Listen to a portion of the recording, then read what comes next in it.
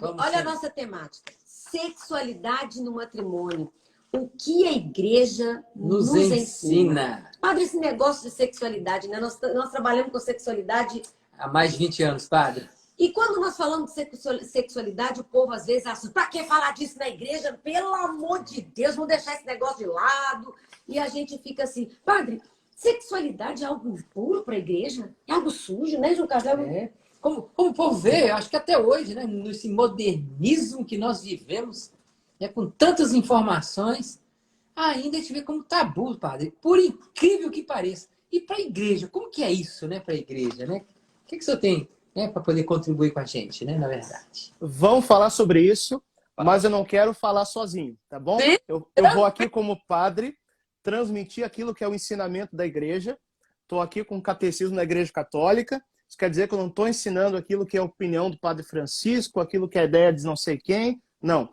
Isso aqui que a gente vai falar nessa noite é o ensinamento oficial da igreja sobre a sexualidade no matrimônio. E por isso a gente tem aqui um padre e também um casal. Sim. Então eu não queria que isso aqui fosse... Né, com a sua esposa. E um diácono, inclusive, né? É verdade. E eu não queria que isso aqui fosse assim um monólogo, uma entrevista, uma palestra. A gente vai conversar, a gente vai partilhar. Então eu vou expor aqui algumas coisas do ponto de vista do ensinamento da igreja e eu quero que vocês também vão partilhando aí a realidade de casal. Tá bom? Pode ser assim? Pode. Ótimo. Conta com a gente, Padre. Conta com a gente aí, querido. Ótimo. Olha, uma coisa que eu aprendi com o Padre Paulo Ricardo, que é meu diretor espiritual, é o seguinte, que a primeira coisa que a gente precisa fazer ao falar desse assunto é tirar a sexualidade das mãos de Satanás. Porque existe toda uma representação de que a igreja vê o sexo como algo impuro, como algo sujo, como Sim. algo pecaminoso. E é exatamente o contrário. A igreja vê a sexualidade como algo tão sagrado que ela nos diz: não vivam isso de qualquer maneira. Porque aquilo que é sagrado tem que ser tratado como sagrado. Sim. O leito nupcial do casal, por exemplo, no âmbito da imagem, da figura, é um altar onde o casal oferece a Deus um sacrifício de louvor. Então, vamos colocar a sexualidade não no campo do pecado, não no campo daquilo que é impuro, mas no campo daquilo que é sagrado. Sexualidade humana é algo sagrado. Para começo de conversa é isso. E por que ela é sagrada, então? O que é o sagrado nisso? Onde está o sagrado nisso, Padre? Veja, eu gostava muito quando o Padre Léo falava que um artista, conforme vai criando as suas obras, geralmente a obra-prima fica para o final. Não é assim? Então Deus, quando foi criando o universo, ele criou o sol, a lua, as estrelas. O Padre Léo dizia, é como um grande enxoval de amor para ir colocar a criatura que seria imagem e semelhança dele, o homem. Mas Deus não para aí. Ele cria algo mais bonito do que o homem, a mulher.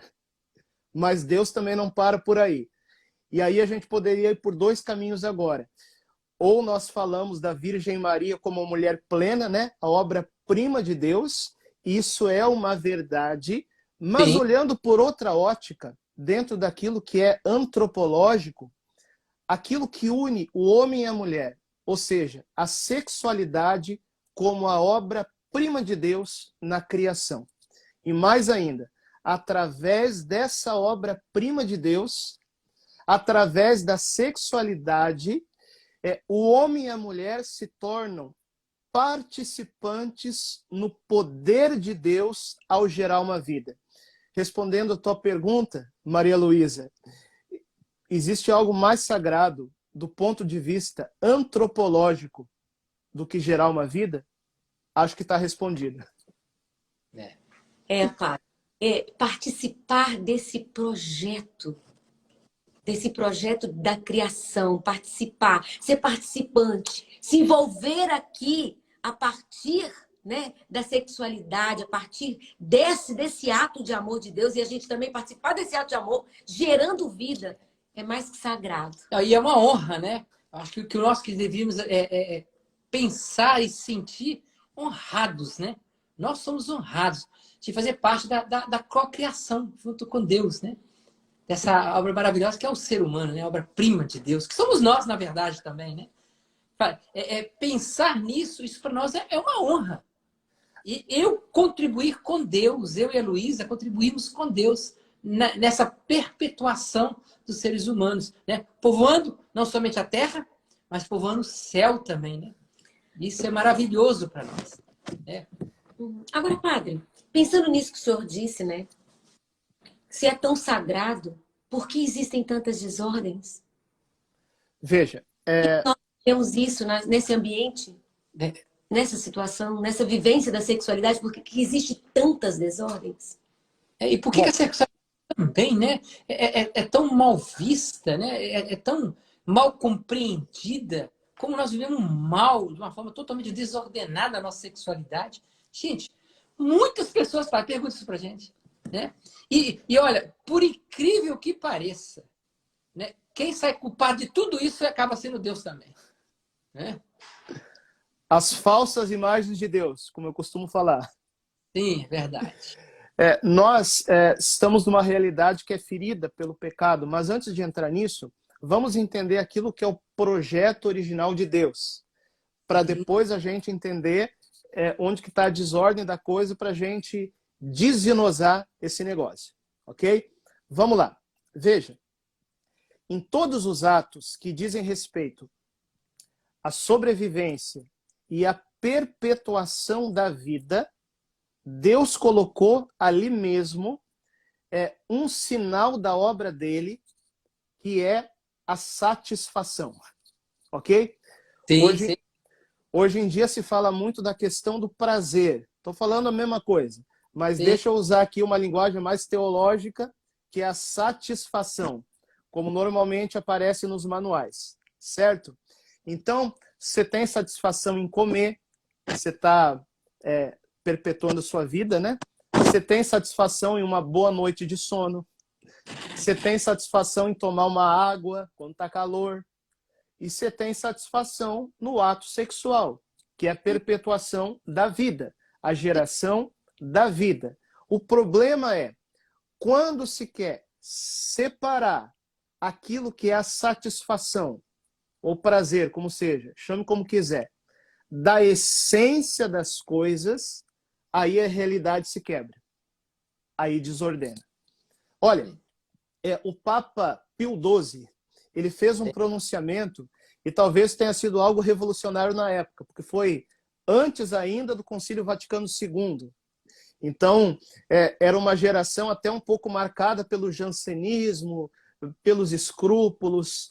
Então, o Papa Pio XII, ele falou assim, que foi o próprio Deus que colocou a satisfação na sexualidade, e que os casais que vivem em matrimônio não fazem absolutamente nada de errado em experimentar essa satisfação.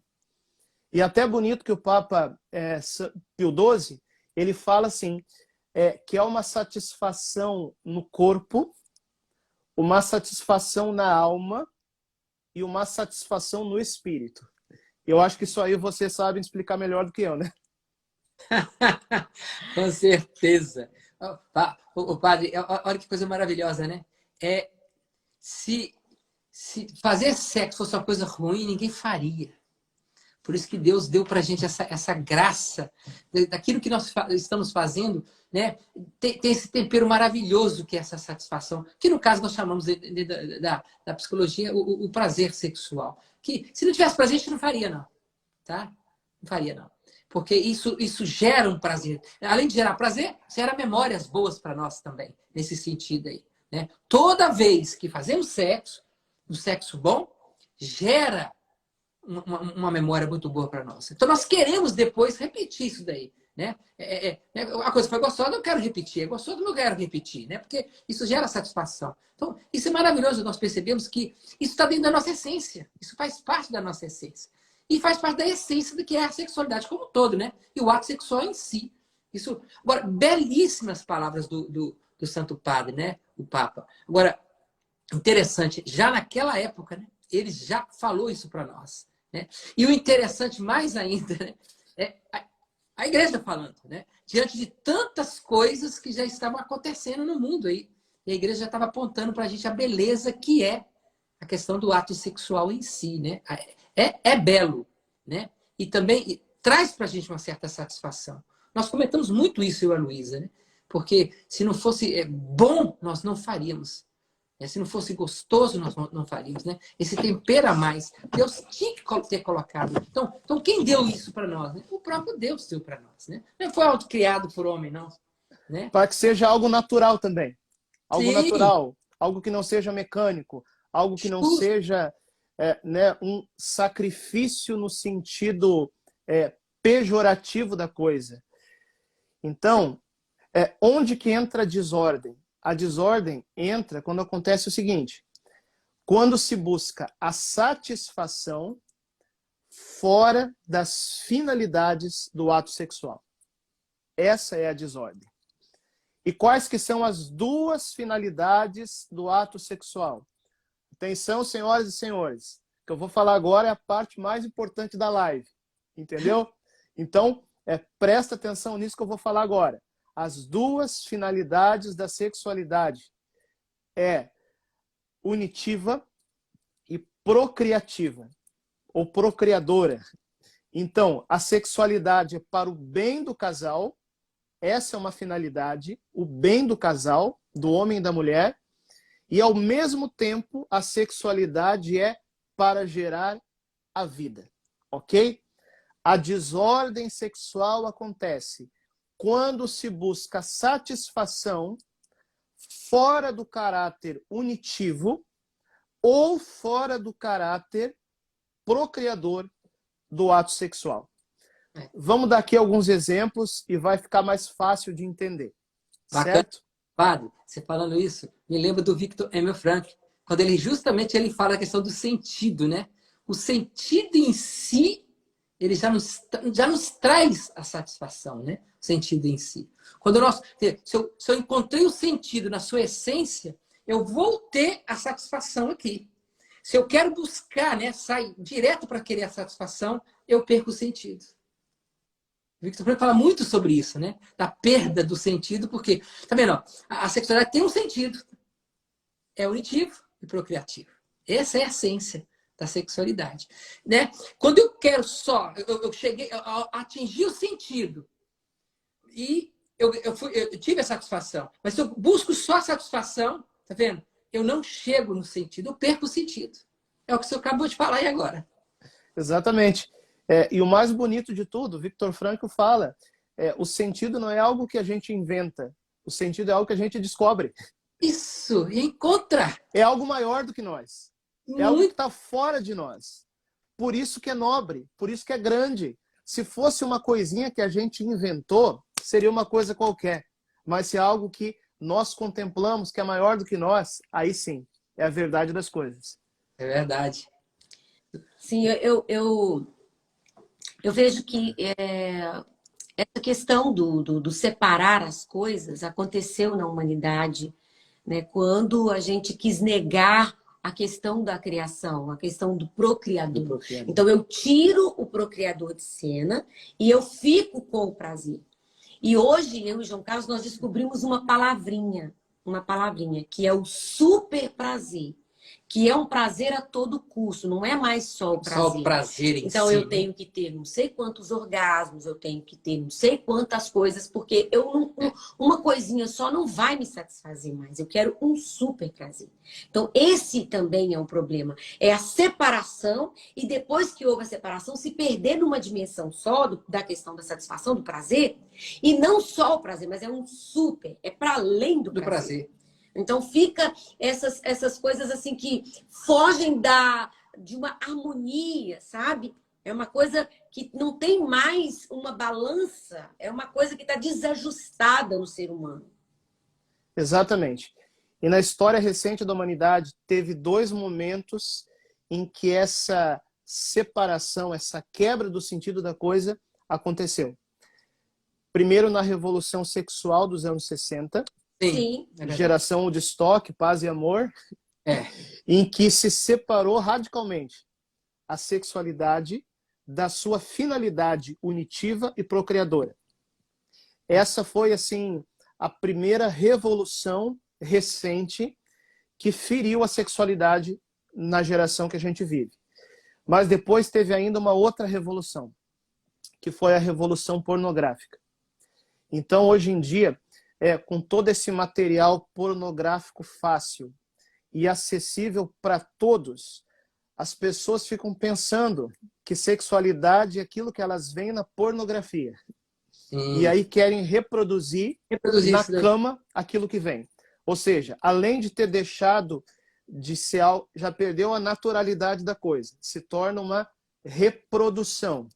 Sim. E com uma meta de coisas, de satisfações e, desculpem as palavras, de posições, de coisas, sabe? Que nunca satisfaz. Sempre tem que ter alguma coisa nova. Sempre tem que ter alguma coisa diferente. Sempre tem que ter uma pessoa diferente. E se não tem a pessoa diferente na frente, a pessoa diferente está aqui. Está pensando naquilo que viu no vídeo. Então, entende? agregar dentro dessa relação, né? Que não somente seja pessoa, mas também objetos, coisas, né? Dentro dessa relação aí. E eu acrescentaria também, padre, o que você está falando, a questão né, a geração do estoque, né? Isso aí. E, claro, que a ciência também deu um aval, né? Ela colocou no mercado uma coisa mágica que se chama pílula também, né?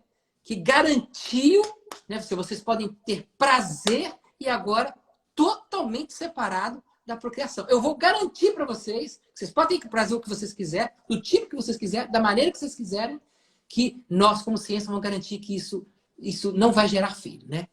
Então houve essa separação de vez com a pílula. Isso, exatamente. Mas vamos falar daquilo que a gente estava falando antes, que a gente não respondeu uma coisinha. Veja, princípio. A desordem acontece quando se busca a satisfação fora das finalidades unitiva e procriativa. Vamos dar exemplos disso. Masturbação, né? O que está se buscando? É uma autossatisfação fora do amor. Porque amor é doação. Sim. Amor é entrega. É unitivo e aberto à geração da vida. Sim. Outros exemplos. Qual que é o problema das relações pré-matrimoniais? O que é a sexualidade senão uma entrega do ser? Vamos a Viktor Frankl de novo. Visão integral do ser humano. O ser humano tem uma dimensão corporal, o ser humano tem uma dimensão psíquica, o ser humano tem uma dimensão espiritual. A sexualidade, ela é a entrega da pessoa inteira. Se existe uma relação onde não existe compromisso, você está entregando o corpo, mas você não está entregando o ser, né? Ah, padre, mas a gente não casou, mas a gente se ama. Uai, então se ama, por que não se compromete? Ou então, ah, padre, mas a gente vai casar. Ok, então quem ama sabe esperar. E para um católico, isso o direito canônico é muito concreto em nos falar, essa união definitiva, ela é sacramentada no altar pelo matrimônio. Por isso que o matrimônio é esse projeto de Deus, esse projeto de ser família. E aqui é importante a gente falar de outra separação que aconteceu. A separação entre a sexualidade e família. Não dá para falar de sexo sem falar de família. Sexualidade é gerar família. Assim como vocês têm a família de vocês. Sim, nós concordamos completamente com isso, plenamente com isso, porque a relação no namoro, Primeiro, ela não é uma relação de entrega total, ela não tem responsabilidade familiar. Não. Então, o ato sexual ele não tem essas duas funções interligadas.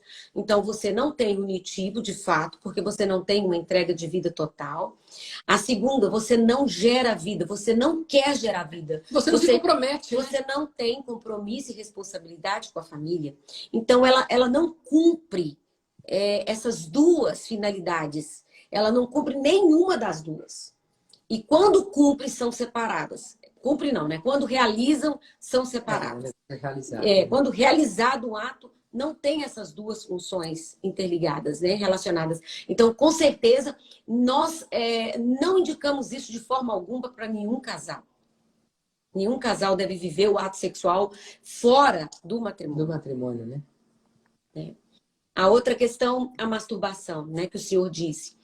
Existem várias formas hoje de ter o orgasmo, né? De ter o gozo. O homem, ele pode ter o gozo lá. Só que essas formas que ele pode e não deveria ter, são essas que desconsideram o outro lado. Porque não são duas funções.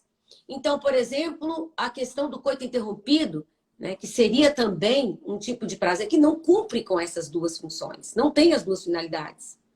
Né? Então, a masturbação seria isso que o senhor falou, esse ato egoísta, solitário, que não tem unitivo e muito menos o procriativo.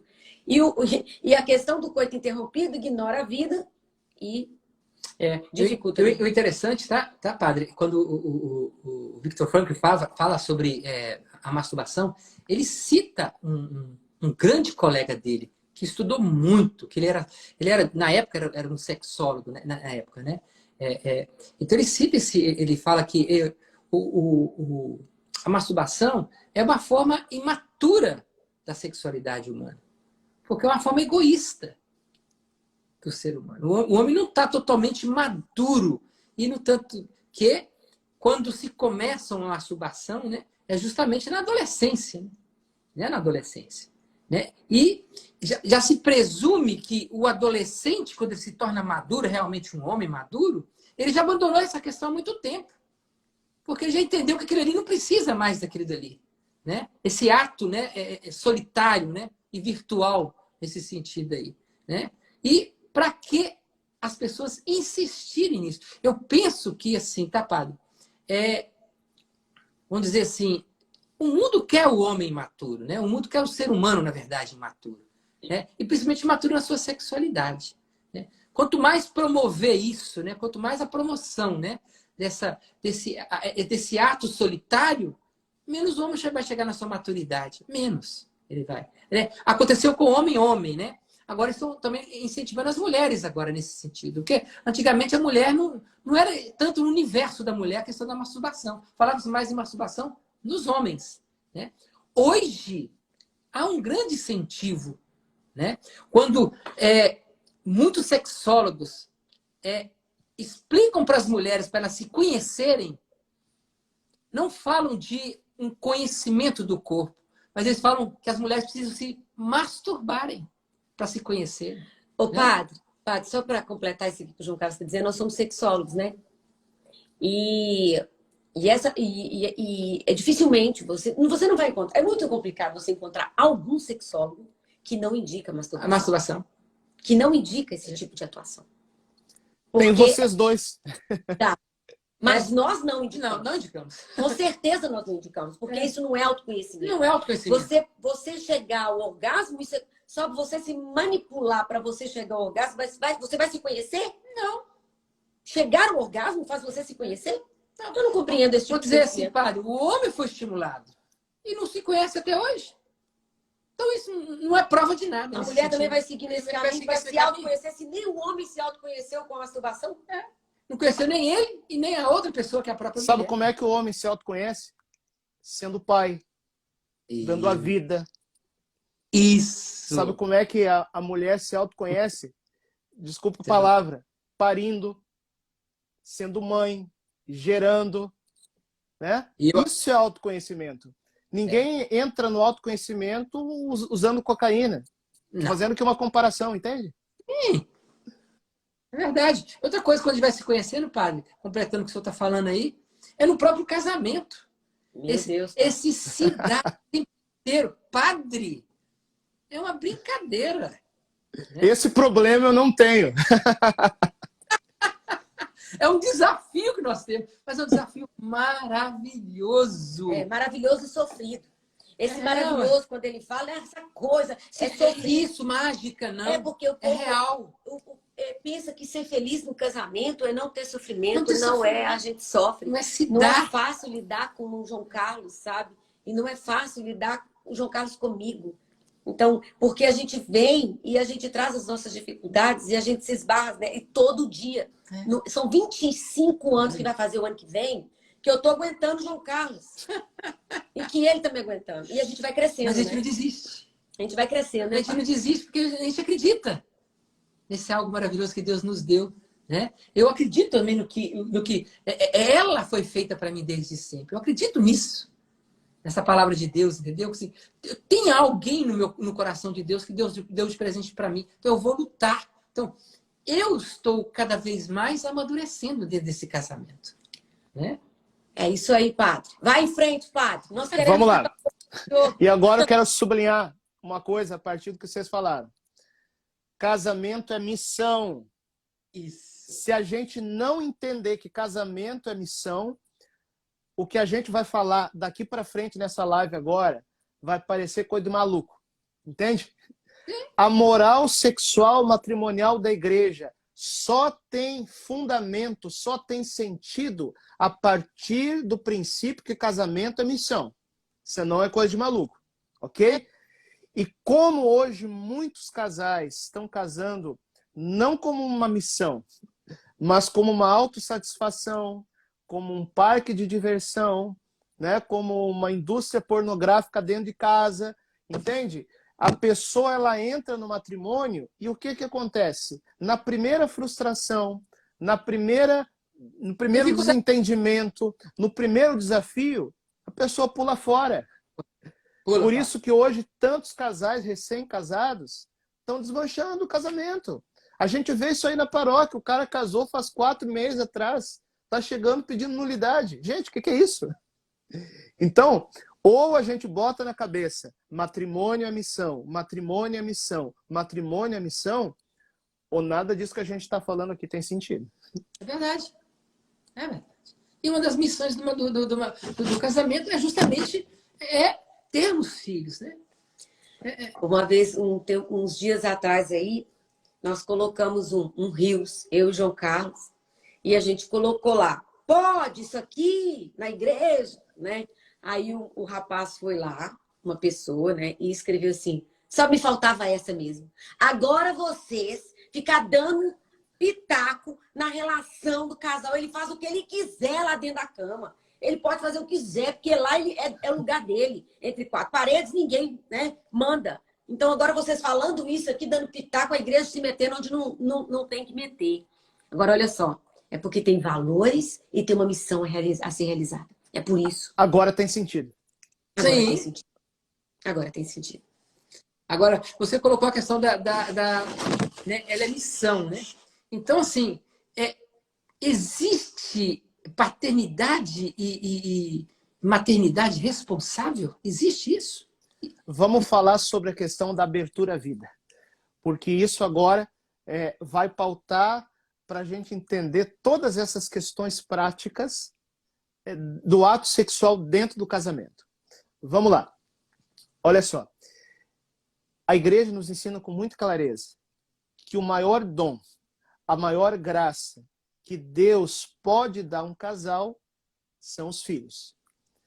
Então, a gente percebe o seguinte, existe, a gente falou disso até aqui, na essência da sexualidade humana, na sua finalidade unitiva, a abertura à vida, certo? No Sim. qual o casal participa do poder criador de Deus.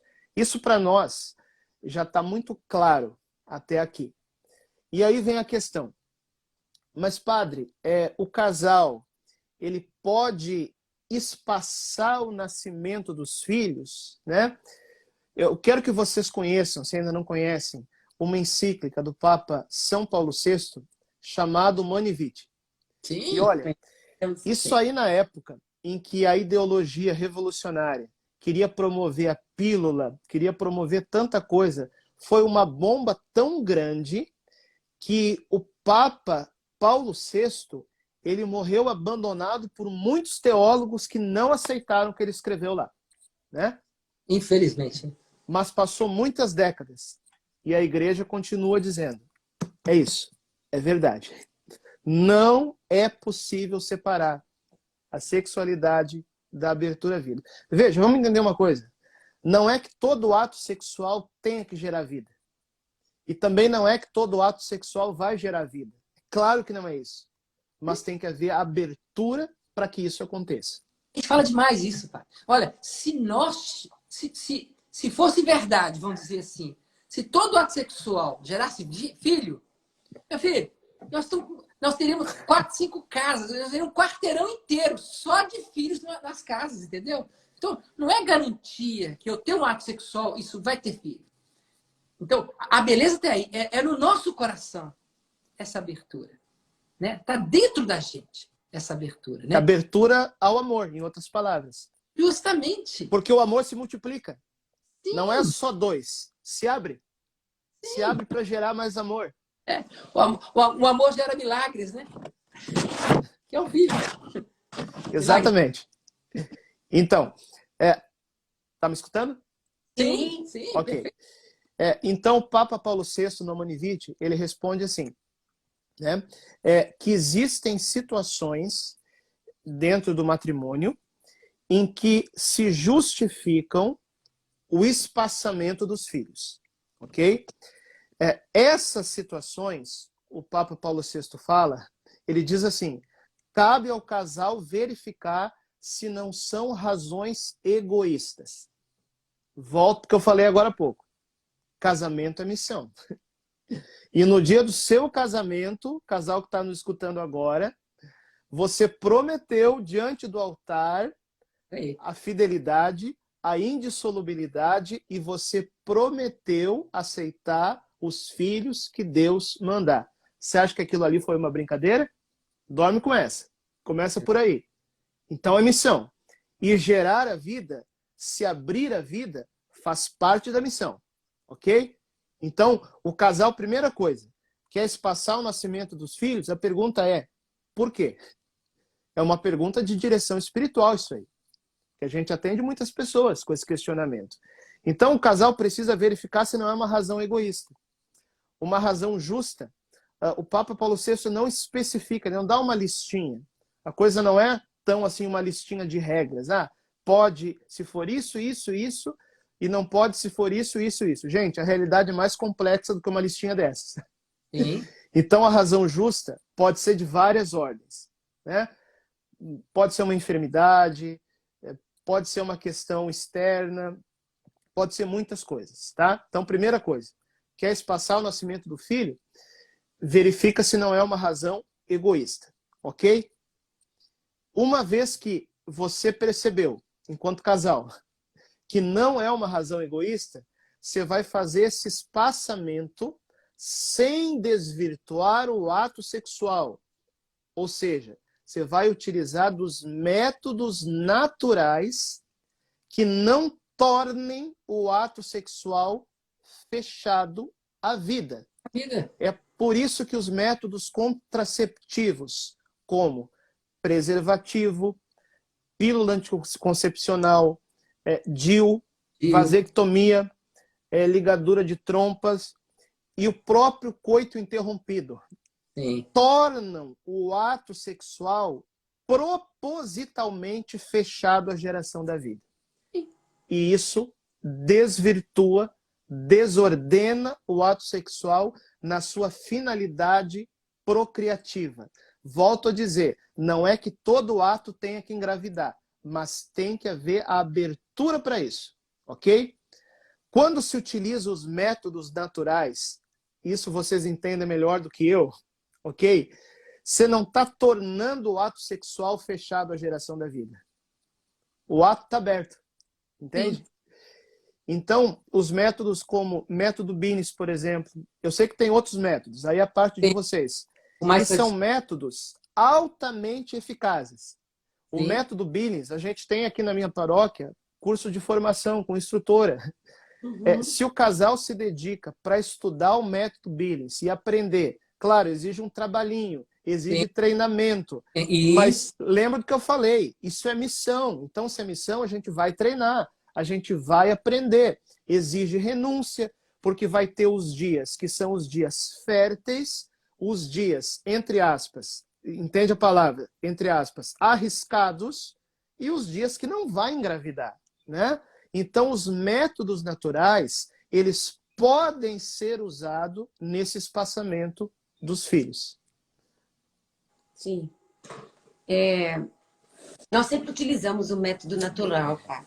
Eu e o João Carlos sempre utilizamos o método natural. Nós utilizamos o método Billings. Nós tivemos 6 gestações. Perdemos 3, né, em abortos espontâneos, mas nós ficamos com 3. Nós sabemos muito bem o que é isso. E é possível viver isso. Sim. Até porque o método amadurece a gente também. Demais. Padre, eu não sigo o meu ritmo. Eu saio do meu egocentrismo, entendeu?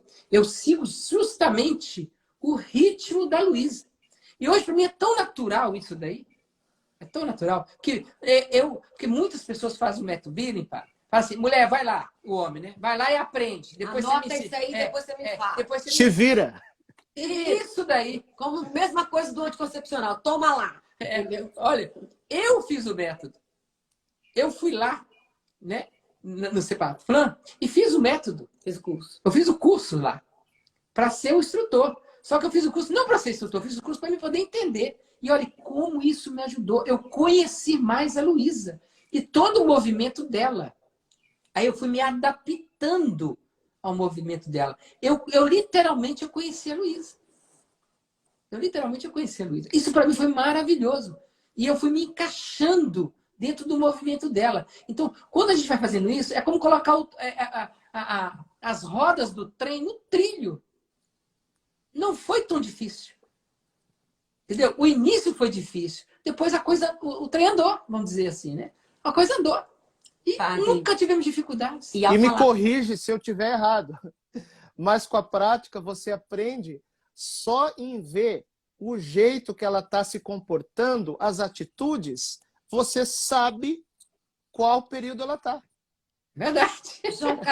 João Carlos sabia só muito. Eu sei, pá. João Carlos sabia muito de mim. Ele já até falava, Luiz, hoje... eu acho que vai menstruar. Porque ela teve, o TPM dela era muito alto. Assim. Ela agredia.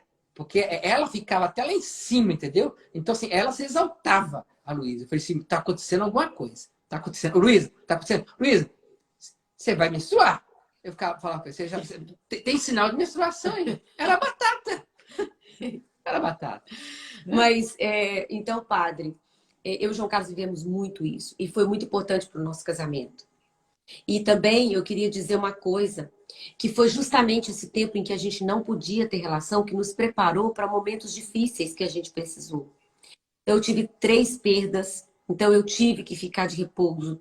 Todo o momento que eu passava mal, o João Carlos também foi se preparando. E hoje ele é um homem com têmpera, até para mim também. Então me ajudou a temperança, a adquirir essa virtude. No início, escutar não da Luísa, brincadeira. Você de ver. Mas depois eu falei assim, não, gente, eu não posso também, né? Só ficar no meu bel prazer, não. Eu tenho também que comungar junto com ela, né? Porque nós temos uma missão, tá vendo? Nós temos uma missão, nós temos uma finalidade. Isso deu muito certo pra gente. Graças a Deus. Eu sou, assim, sou apaixonado por método. É isso aí, padre. E vamos em frente. Que a gente pode dizer o seguinte, sabe? Que tem um moralista que especifica muito essa questão dos espaçamentos. Porque tem pessoas que pensam assim, né? Essa visão egoísta... Só vamos explicar o que é um moralista, porque isso é um vocabulário técnico, né? Da teologia. Porque senão, assim, tem um moralista, parece que é uma pessoa chata que quer ficar dando moral em todo mundo. Moralista, gente, pelo amor de Deus. Para a teologia da igreja, o que é um moralista? É alguém que estuda e ensina sobre a moral, entendeu? Porque moralista no dia a dia soa como uma ofensa, né? O cara é moralista, é muito chato. Entendi. justamente. Então, esse moralista, que é muito conceituado, né? Se eu não me engano, ele é espanhol, né? E da Espanha mesmo, né? Estou dizendo, e com a língua hispana. Ele disse assim que existem alguns pontos importantes que podem acontecer para o espaçamento acontecer, né? Podem ser real. E ele coloca assim que, em primeiro lugar, a saúde em que a pessoa está. Uma saúde tanto emocional quanto física. Ele fala de física, a saúde em geral, né? Mas especifica muito física. Mas hoje nós temos o entendimento de que a saúde mental também ela é importante. Então, se a pessoa ela não está tendo uma saúde, porque eu tenho mulheres que eu atendo que estão precisando tomar uma medicação muito forte e que não poderia, uma medicação forte que eu digo, uma medicação, eu digo forte para o povo entender, né? Que é uma medicação que tem alto perigo de interferência no desenvolvimento do feto. Então, por causa de que ela está fazendo um tratamento para bipolaridade e outros tipos de transtorno.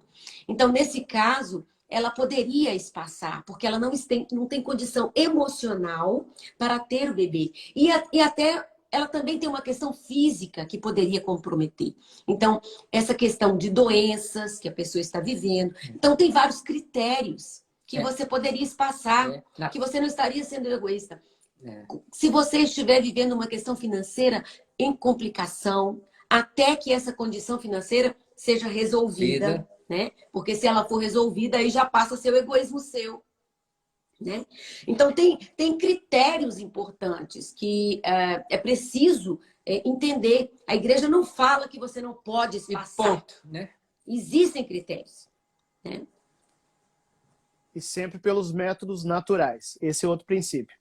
Né? Sim. Uhum. Agora, vamos falar o que muita gente tem dúvida é o pode ou não pode dentro da relação sexual do casal. Vamos lá, Padre. Padre, é o que mais pergunta, sabe? Retomando sempre, a dupla finalidade, né? Punitiva e procriadora. Né? Procriativa. Mas vamos lá. A questão é a seguinte. Primeiro, a gente não vai ter uma listinha de pode e não pode para todos os casos. Porque a realidade é mais complicada do que isso. E vocês vão entender. Qual que é o princípio do ato sexual? Para ele acontecer, como dizem os manuais de teologia, para ele acontecer de maneira humana. A conclusão do homem, eu estou usando aqui o termo teológico, tá? Mas se quiserem falar orgasmo, podem falar. Eu não vou ficar muito repetindo, porque às vezes o pessoal vai se escandalizar, né? O que o padre está falando? Tá bom, vamos lá. A conclusão do homem, ela precisa acontecer dentro do corpo da mulher, no órgão apropriado para isso. Tá claro? Esse é o princípio do funcionamento da relação sexual, né? Aí o pessoal pergunta: mas e se quiserem outras formas de estimulação, né? Estimulação oral, e aí vai. Bom, vamos distinguir aqui algumas coisas, tá? Porque ontem mesmo eu estava conversando com o padre Paulo Ricardo sobre isso, até porque eu precisei me preparar para essa live, né? Isso aí é um assunto que a gente até está acostumado a tratar em confessionário, mas como é um assunto delicado, a gente precisa ter uma preparação para falar isso aí para o público, até porque essa live vai ficar gravada e tudo mais, né? E a primeira coisa que o padre Paulo falou foi o seguinte: olha, tem que chamar a atenção de uma coisa, a cultura pornográfica que a gente vive. Sim. Então, se é um negócio, o cara tá lá, né, ele viu a pornografia, aquilo ficou na cabeça dele. A tendência vai ser querer repetir tudo aquilo que ele viu na cama, né? Então, se for com esse espírito, se for com essa intenção, é evidente que existe uma desordem. É evidente. A relação sexual do casal não é para reproduzir o que viu na pornografia. Ok? Então, muita coisa hoje que se questiona, em outros momentos da humanidade, talvez nunca se questionasse. É que a gente está sob a influência dessa cultura pornográfica. Tá? Agora vamos expor um caso bem específico. É preciso diferenciar naquilo que a gente pode colocar como a estimulação oral, ou sexo oral que seja, né? Aquilo que é Vamos falar aqui primeiro no caso do homem, que é menos complicado, ok? Vamos falar aquilo que é uma possível preliminar para o ato acontecer plenamente. Vamos diferenciar esse caso, tá bom? E vamos diferenciar também com o caso do homem que chega à sua conclusão ou pelo coito interrompido, ou então, né, ejacula fora, ok? São Sim. dois casos bem diferentes. E existem casais, existem homens que precisam, até talvez pela idade, por alguma enfermidade, por alguma questão fisiológica, às vezes precisam de uma estimulação mais intensa nas preliminares para que chegue à conclusão do ato sexual da maneira plena. Acho que está claro o que eu estou falando. Sim, Né? sim. Então, os moralistas defendem que nessa situação, por exemplo, tá, eu não posso aqui abarcar todas as situações, não é uma listinha de pode ou não pode, mas nessa situação seria algo lícito, uma estimulação oral antes da penetração, no homem, por exemplo. Tá? Eu acho que aqui está bastante clara a questão. A questão da mulher. Vocês sabem que vocês atendem pessoas, atendem mulheres. Tem muitas e muitas e muitas mulheres que têm uma dificuldade muito grande em terem a sua conclusão, ou em terem o seu orgasmo, se quer falar assim, né? E aqui tem uma coisa que eu não sabia, mas eu aprendi há pouco tempo. A conclusão feminina, ou o orgasmo feminino, ele está dentro da finalidade procriadora. Por quê? Porque o orgasmo feminino, não tem jeito, eu tenho que falar, tá? O orgasmo feminino, Fica à vontade, meu querido. ele prepara o corpo da mulher para que haja uma maior probabilidade da fecundação. Então, ele faz parte também do ato sexual, tá? Então, eu vou falar aqui também de um caso bem específico. Se houve o ato sexual, certo? O homem teve a conclusão dele, mas a mulher não teve a conclusão dela na penetração, ela pode ser estimulada imediatamente depois do ato sexual propriamente dito, para que ela tenha também a sua conclusão. E isso faz parte da dimensão procriadora, por essas razões que a gente falou aqui. Bacana. Sim, isso é muito bacana, porque nós atendemos muitas mulheres, muitos casais. Eu não sei se o senhor também sabe, eu tenho um canal. Tem um canal no YouTube, né, que eu falo diretamente para as mulheres. E tenho aqui no Instagram também, e tem o Diácono João Carlos. Nós trabalhamos com isso, então nós atendemos mulheres. E as mulheres, elas têm uma dificuldade de ter orgasmo, de chegar ao orgasmo. É muito importante as mulheres entenderem aqui também, e eu quero dizer... Olha, tem em si, porque elas não aprenderam, como os homens foram iniciados anteriormente, bem mais cedo, tem. E outra coisa, né, depois você completa aí, tá, moção? Outra coisa é que os próprios homens não foram ensinados a estimular as mulheres. Então, essa dificuldade também ajuda ela também não chegar no orgasmo. Ou dificuldade que é o homem estimular a mulher. Porque é muito mais um ato egoísta do que um ato de cumplicidade, né? O ato sexual que está acontecendo na humanidade, né? Aí vai, moção. Então, a mulher, então, ela tem uma dificuldade maior mesmo na estimulação. Porque ela tem mais zonas erógenas, entende? O homem, ele tem uma zona erógena principal. Claro que ele tem o corpo as secundárias, todo, né? As secundárias, mas a principal é o próprio pênis, é a glande. Agora, a mulher, ela é toda cheia de zonas erógenas. Ela é toda, né,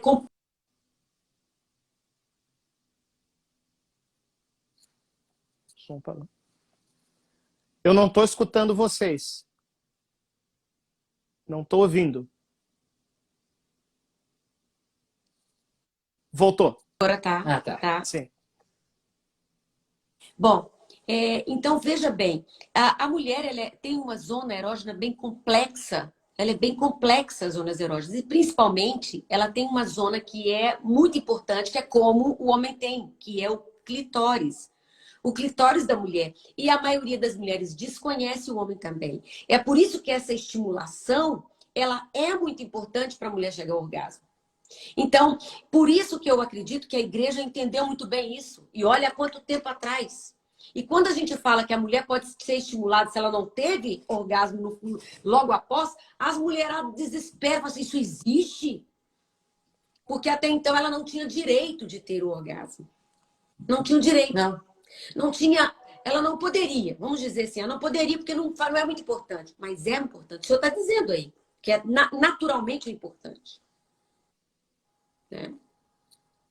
Pois é, e a gente está a ponto de ter que ensinar isso no confessionário. Pensa só. Porque... Padre, isso acontece com a gente também, padre. Ô, padre, teve um dia que eu estava dentro, no médico, né?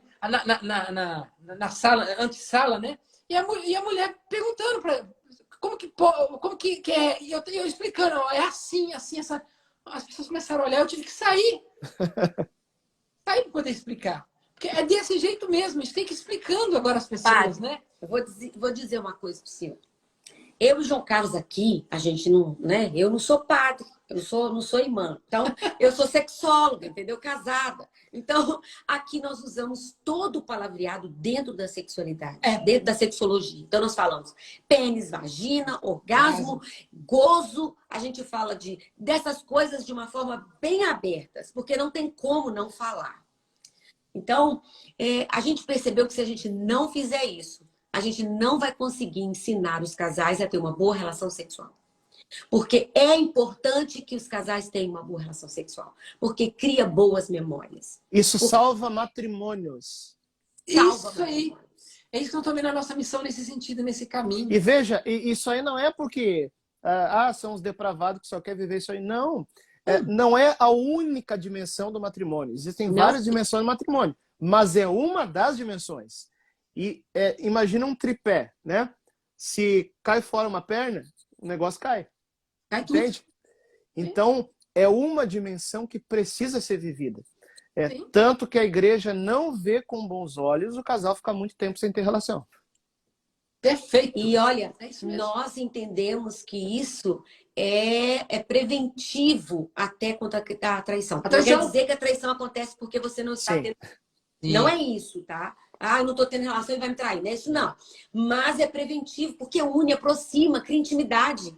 Padre, se eu tenho uma boa relação sexual, eu crio memória. Se eu tenho uma boa relação sexual e namoro, consequentemente, para que eu vou ficar olhando para as outras pessoas? Eu tenho dentro de casa para quem olhar. Eu tenho dentro de casa estímulos importantes. Para que ficar olhando para fora? Agora, tá vendo? Quando não se tem essa intimidade, não se tem esse namoro, também não tem o ato sexual, as coisas lá fora ficam atrativas para nós. Padre! E o que mais tem é coisas lá fora atrativas. Padre, o senhor é corajoso, hein, padre? Em falar disso aqui com nós dois, hein, padre? Que coragem! Parabéns, viu? Ontem no almoço dos padres, estava eu, o padre Paulo, mais 2 padres. Todos rindo de mim, dizendo, a gente vai ver depois.